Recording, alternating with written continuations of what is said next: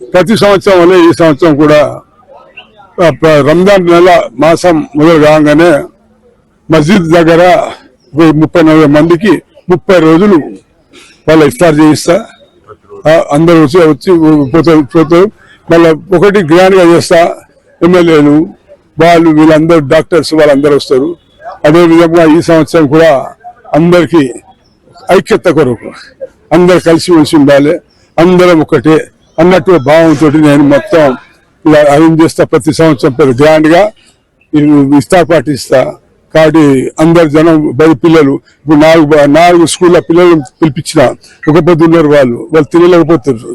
కాబట్టి నేను ఇక్కడ మొత్తం ఇఫ్తార్ ముందు అందరూ అన్ని కులాల వారికి అందరు సర్పంచులకు ఏ పార్టీతో సంబంధం లేదు. నాకు అన్ని పార్టీలు నాయే.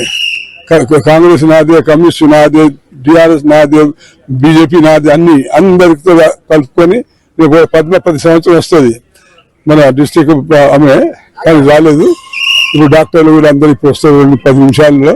కాబట్టి వాళ్ళందరికీ చేసేదానికి ఈ తర్వాత భోజనం చేసి వాళ్ళందరినీ ఆశీర్వాదం తీసుకొని పంపిస్తుంది.